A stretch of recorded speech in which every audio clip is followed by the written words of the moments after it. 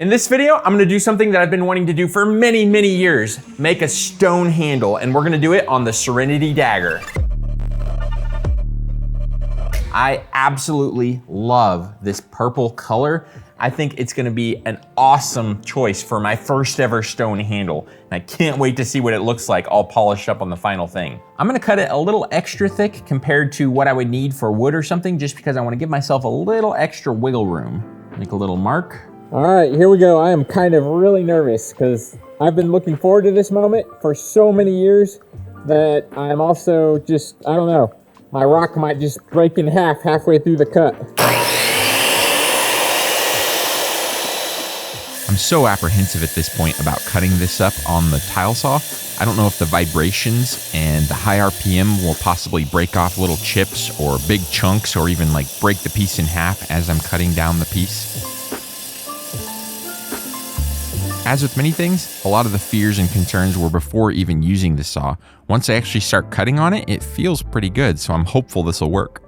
All right, let's take a look at the inside of this. Wow. Oh, that looks so good. This is awesome. That is gonna become a handle. I've given myself a couple layout lines on the ends of our stone handle here. That way I can center up my bit. I'm gonna get the drill all centered on the X right here. X marks the spot, and then we're gonna go through this really, really slowly with this 3/8 inch diameter bit. I made a little moat around the top with some clay so I can fill it up with water, and that way, instead of just lubricating my bit by spraying some water on it here and there, the bit is literally underwater the whole time I'm doing this. I've got the mill set to 930 RPM, which should be right in the middle of the range that Lasco recommends for this. And I'm just gonna start going to town on this nice and gentle. I believe this little clay moat for the water is kind of a primitive way of doing this, but if it works, I'll be super happy. The fancier version of this is buying a swivel tool that you hook up in your drill press, and then you hook up a special diamond bit to the swivel. The special swivel tool allows you to plug in water to it, and then it'll send that water right down through the center of the bit to wherever you're drilling. In the future, I want to try out the version with the swivel, getting the lubrication all the way down to the bottom of the bit, and see how it compares to this primitive moat. I just finished drilling out the handle and did a little bit of sanding and shaping on the ends to square them up. Take a look at this cool little core. We've got a beautiful little sample that came right out of the middle of the handle. Now we can see how the handle fits onto the blade. Okay, I believe it goes this way.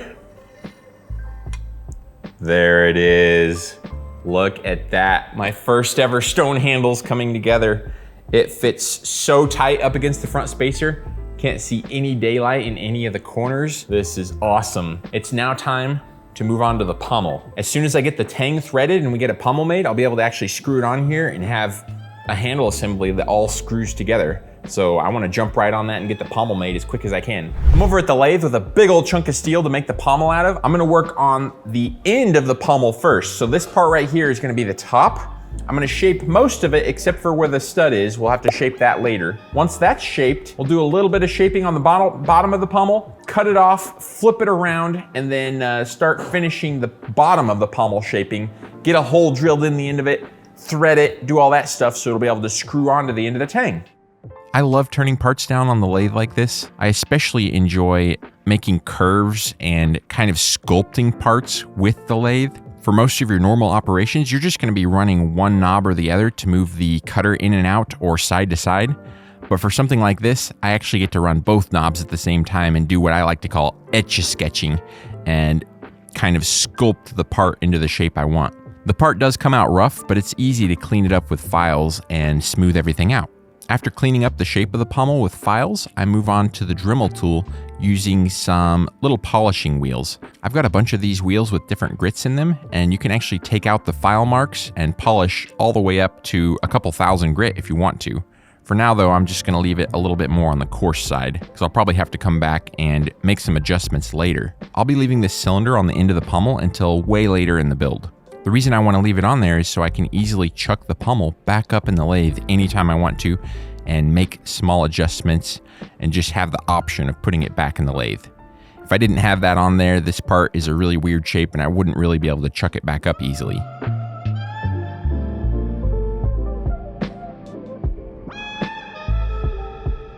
Next up, I drill and tap a 1/4-20 hole in the pommel so it'll thread on to the end of my tang.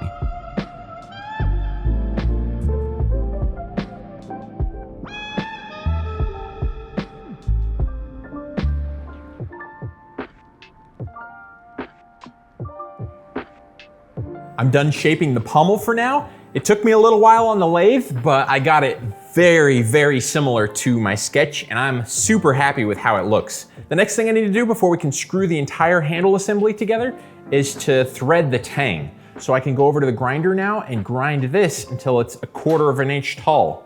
At that point, I can then start knocking off the corners and turning it into a round shank so we can thread it.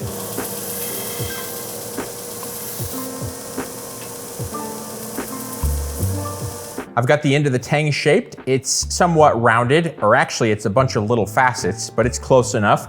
The next thing I need to do is normalize the tang to make sure that it's as soft as I can get it. So I'm gonna heat it up until it's just glowing a little bit, just the end of the tang here, and then I'll let it slowly air cool.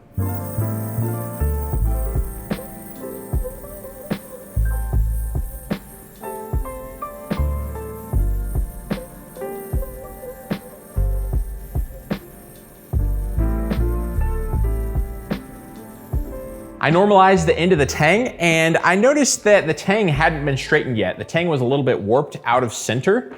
So I went ahead and heated up the rest of the tang to a little bit of a blue color, and then I pulled the blade one direction and cooled the tang off. I had to do this like 3 or 4 or 5 times before I finally got the tang straightened, and now it's nice and straight. When I lay it down on a flat block here and use my height gauge, just barely rub on the tang, then flip it over, and it's pretty much exactly the same on the other side. So I've got the tang nice and straight. While I was straightening the tang, I brought that heat down all the way into the ricasso a little bit, that blue heat, which will make the tang a little bit softer than the blade, but also more tough and more like a spring, which is what we want, so it's less likely to break off during hard use. I'm gonna go clean up the end of this tang and smooth things out on the Scotch-Brite wheel, and then we should be able to start threading the tang. I want to make sure I try to get this started nice and square, do the monkey walk around it. Like square, square, square, square, square. If it's not square, then it's probably too late now to do anything about it anyway. We're so close to being able to screw all the handle components together and see how everything fits. And then bed the handle in epoxy so it goes to the exact same place every time. So right now the handle fits somewhat loosely on the tang, and it'll fit like a glove after I'm done with it. And now, ladies and gentlemen, for the moment you've all been waiting for. Need to inspect which way this goes. Assemble the handle. The pommel should screw right on. And I'm hoping everything fits really tight so we don't have to do much adjusting or anything. It should fit pretty tight because I've been really careful to make things flat and parallel and straight and all those things. Tighten that up a little bit. Now I see I have this nice big handle on here. I could cinch this thing down really hard if I wanted to, like with a pair of vice grips, but I don't know if that would crack the end of the stone or something. Okay, there it is. Oh, there it is. I forgot this is asymmetrical. I really gotta hold it one way. Wow, the whole handle's assembled for the first time. Okay, it's assembled, that's one thing, but let's see how everything fits. It fits beautifully tight. It fits wonderful. This is awesome. This is really awesome. It's coming together. The next thing I need to do is get the handle bedded in epoxy so it goes to the exact same position every time. We're gonna use the tang of the knife like a lineup pin. If you remember back to when I drilled the hole in the stone, it's a round hole, but the tang is only round on the edges and then it's flat on the sides. So when I fill that up with epoxy, it's gonna fill all those gaps, make it so it just slides up to the exact same spot every time, fits like a glove, and it'll fill in where the tang isn't round, making it so that the handle can't rotate. The handle will be indexed, so it won't be able to rotate. I coated the tang and front spacer and ends of the handle and into the pommel with Vaseline, basically everything we don't want the epoxy sticking to. Now I'm gonna mix up some really high quality West System epoxy that's gonna cure slowly overnight. Put a little piece of tape on the end. Fill her up. Wipe off some of this excess epoxy here. That pommel feels really nice, especially with Vaseline on there. I think I got the handle assembled where I want it. I'm gonna let this sit for 3 to 6 hours, take everything off, put it back together, and let it cure overnight. If you don't take it off after that 3 to 6 hour period when the epoxy isn't fully hardened yet, then you might be in big trouble. You might have to break your handle off in order to remove it later on, because that epoxy can set up through the Vaseline sometimes. Many hours later. The bedding of the handle is finished, and now the handle fits onto the tang and indexes to the same spot every single time, exactly the same. Now that the handle's bedded in epoxy and goes back to the same exact spot every single time, I can begin shaping the stone handle. This is the part I've been excited and nervous for so long. So with this charolite stone, it looks like you can do a little bit of shaping with silicon carbide sanding belts. So I have some of those, but I also got this cab machine.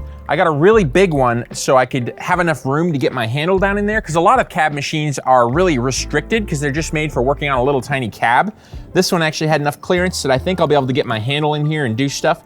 To start out with, for rough shaping, I've got this kind of serrated 60 grit wheel.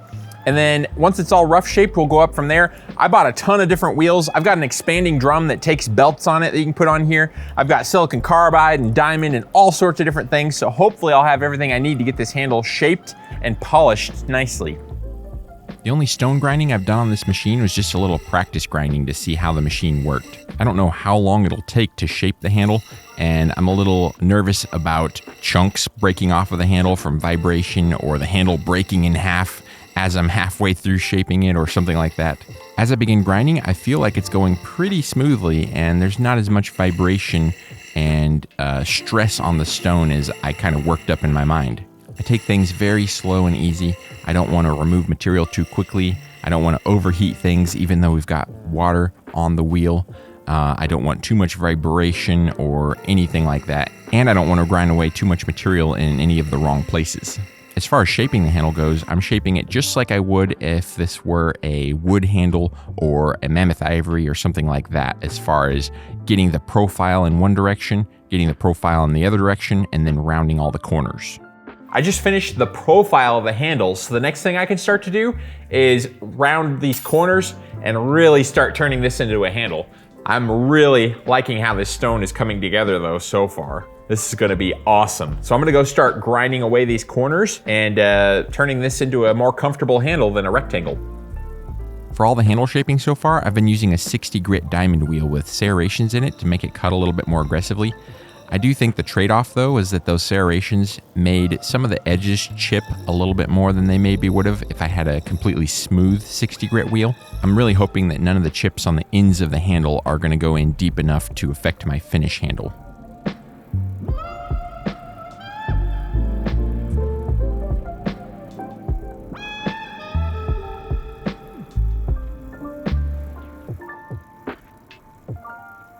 To polish the handle, I'm using a 2x72 leather belt on my knife grinder and some polish that I applied to the handle. I apply rapid polish to the handle and then work the handle until the belt's taken away most of the rapid polish, apply more, and then polish, apply more, and polish until I get the finish that I'm looking for.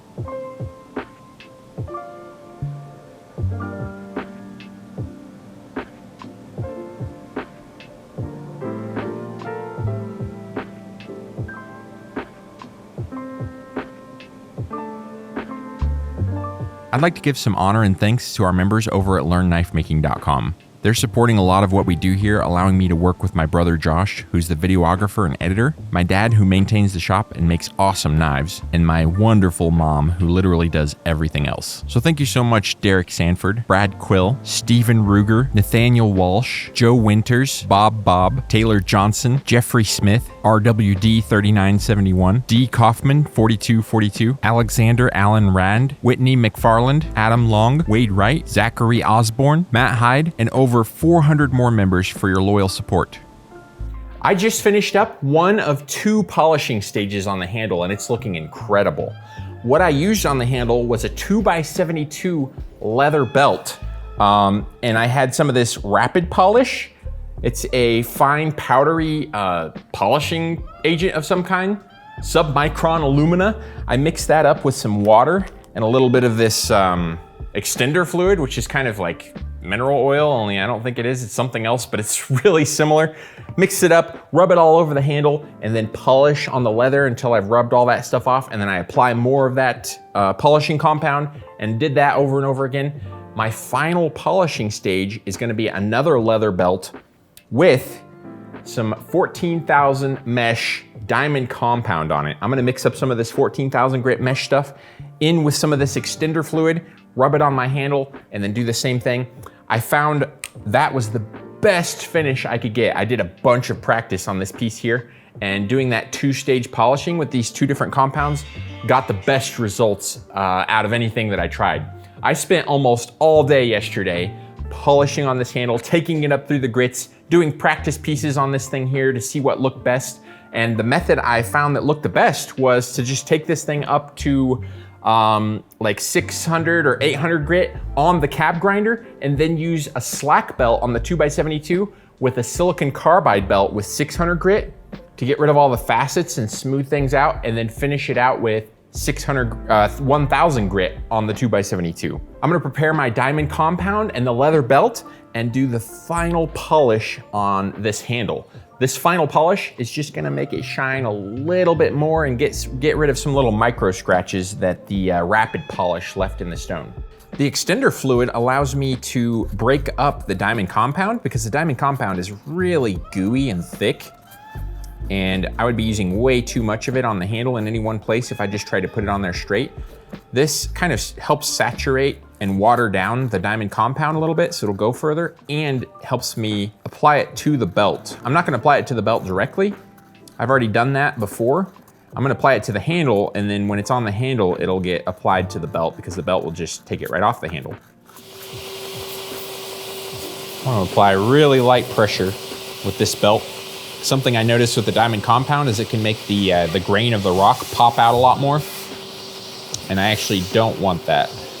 I need to apply very light pressure. You can see that it's really smearing that compound around. That's what I want to see. After polishing the handle, I add bevels to both ends of the handle. I wanted to polish the handle before adding the bevels so I could keep the lines extra crisp, and I didn't roll them over by doing a bunch of polishing. I want to give big thanks to my friend Bob for recommending a good wet grinder to purchase, and for pointing me in the right direction for the polishing compounds I used and the leather belt to polish the handle.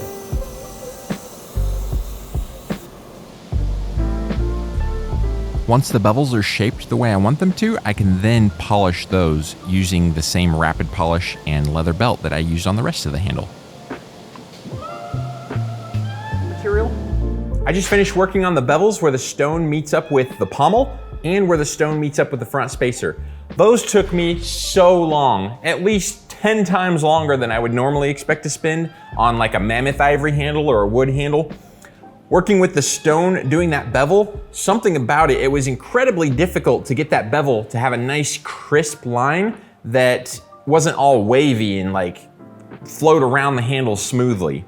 I ended up having to do some different layout lines and stuff to help me get there. I inevitably ended up shaping the bevel on the stone too far and making it so there was a gap between the handle material and the fittings. So then I had to go and make the bevel a little bit bigger on the pommel and make it a little bigger on the front spacer and reshape the pommel a little bit because the bevel is too big on that now.